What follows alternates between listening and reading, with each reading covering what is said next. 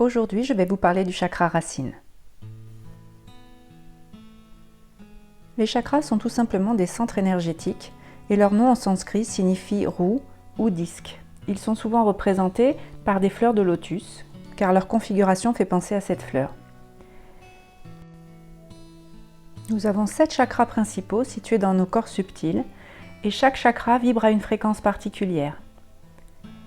Un dysfonctionnement d'un ou des chakras se traduit à la fois par un problème physique et émotionnel, d'où l'importance de travailler et de nettoyer nos chakras, d'harmoniser nos énergies. Le chakra racine nous relie à notre vie physique et concrète et à ce qu'on appelle la matière. La foi en soi-même et dans le monde est une des fonctions de ce chakra racine. Or en ce moment, cette confiance en la vie peut être ébranlée en cette période inédite de confinement mondial. Ainsi, les peurs, le stress, les angoisses ou les attaques de panique peuvent faire surface. La principale fonction du chakra racine est de nous ancrer, de nous enraciner à la Terre. Il vibre en harmonie avec la fréquence électromagnétique de la Terre quand il est bien équilibré, nous permettant ainsi de ne faire plus qu'un avec la vie, de trouver notre place dans un tout, d'être bien ancré dans la réalité. Notre chakra racine est également important car il joue le rôle, avec le deuxième chakra, de poubelle émotionnelle, nous permettant de changer les énergies négatives en les renvoyant à la Terre et nous évitant ainsi d'être encombrés. Sa couleur est rouge et il est situé entre l'anus et les organes génitaux au niveau du périnée. Ce chakra correspond à la survie, aux besoins vitaux et fondamentaux de sécurité, de nourriture, d'abri pour soi et les siens. Il est associé aux glandes surrénales. Il régit la colonne vertébrale, le squelette, donc les os, les dents, les ongles, les cheveux. Il est connecté à des chakras secondaires des pieds, des chevilles, des genoux et de l'aine, favorisant ainsi la montée de l'énergie depuis la terre. Il régit également le gros intestin, responsable donc des problèmes de transit, que ce soit diarrhée ou constipation. Il régule le système sanguin et circulatoire, la prostate, le rectum et l'anus. Sur le plan psycho-émotionnel, il est donc aussi responsable des peurs, du stress, de l'angoisse, des attaques de panique, de l'énergie en général, de la vitalité qu'on a ou qu'on n'a pas, de l'ancrage, de la sécurité ou de l'insécurité, du matérialisme excessif ou de la peur de manquer, de la boulimie et ou de l'anorexie, des colères, de l'agressivité, du manque de contrôle de soi ou de la dépression, d'un manque de confiance en la vie et en soi-même.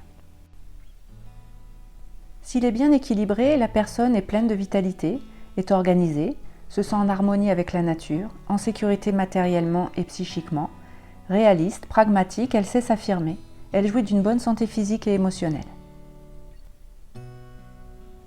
Si le chakra racine est sous-alimenté en énergie, la personne peut avoir des problèmes dans les jambes, qu'il s'agisse de problèmes circulatoires ou de douleurs articulaires dans les genoux par exemple ou dans les chevilles, ainsi que des problèmes osseux ou des problèmes de dos, notamment des lombalgies ou des sciatiques.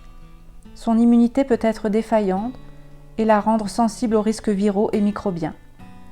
Elle peut également avoir un manque de confiance, une instabilité émotionnelle, un sentiment d'insécurité, être apathique, un peu paresseuse, distraite ou étourdie. Si le chakra racine est suralimenté en énergie, on pourra constater de l'hypertension artérielle, des risques cardiovasculaires, de la fatigue chronique due à un manque de sommeil par exemple, des problèmes intestinaux, des comportements d'abus de toutes sortes, des excès alimentaires par exemple, ou des substances addictives comme l'alcool, le tabac, les drogues, une hyperactivité, une ambition démesurée, de la jalousie, de l'envie, un excès de confiance en soi, de l'égoïsme, de l'autoritarisme, voire des violences, et une accumulation matérielle d'argent, ce qu'on appelle des personnes près de leurs sous. Comment travailler sur votre chakra racine? Si vous sentez que votre chakra est sous-alimenté, que vous n'êtes pas assez ancré, vous pouvez mettre de la musique avec beaucoup de percussions et de tambours. Ces sons vont vous aider à vous ancrer, car c'est le rythme de la vie, les battements du cœur de la terre. Si vous sentez vos angoisses et vos peurs remonter en cette période, Le chakra racine étant le siège de la survie, c'est donc la peur qui le bloque. Je vous invite donc à vous interroger sur ce qui vous fait peur. Notez vos peurs les plus fortes. Laissez-les monter. Il faut les admettre et les accepter pour pouvoir les nettoyer. Repérez une des peurs que vous vivez actuellement, par exemple. Vous pouvez décrire la situation. Qu'est-ce qui se passe pour vous? Vous pouvez prendre aussi conscience de vos croyances, de vos valeurs et de votre imaginaire à propos de cette peur. Bien souvent, on se fait toute une histoire autour de quelque chose qui finalement ne peut pas vraiment arriver. Que ressentez-vous sur le plan physique? Qu'attendez-vous de cette situation et de quoi auriez-vous besoin pour vous aider? Que pouvez-vous faire pour vous rassurer? Quelle petite action pouvez-vous entamer pour aller mieux? Un autre exercice consiste à visualiser la couleur rouge si vous vous êtes reconnu dans la description d'un chakra racine sous-alimenté. Vous pouvez donc visualiser du rouge, un beau rouge rubis, et inspirer cette couleur rouge. Inspirez-la profondément et à l'expire, envoyez la couleur rouge vers votre périnée, à l'endroit où se trouve votre chakra racine. J'inspire le rouge et j'expire le rouge dans mon chakra racine.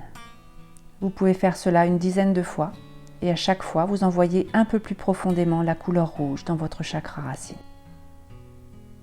Si vous vous êtes reconnu dans la description du chakra suractif, vous faites le même exercice avec la couleur verte. Un beau vert émeraude. Vous inspirez le vert et à l'expire, vous expirez le vert vers votre chakra racine.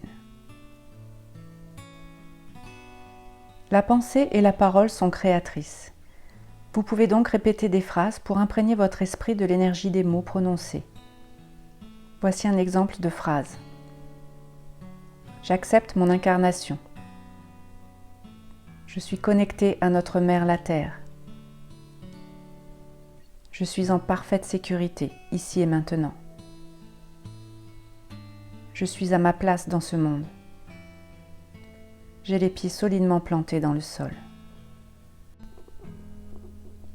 Vous pouvez répéter ces phrases plusieurs fois par jour quand vous y pensez, ou vous mettre un petit papier sur votre table de nuit, le soir ou le matin au réveil. Dans une prochaine vidéo, je vous proposerai une méditation guidée d'enracinement.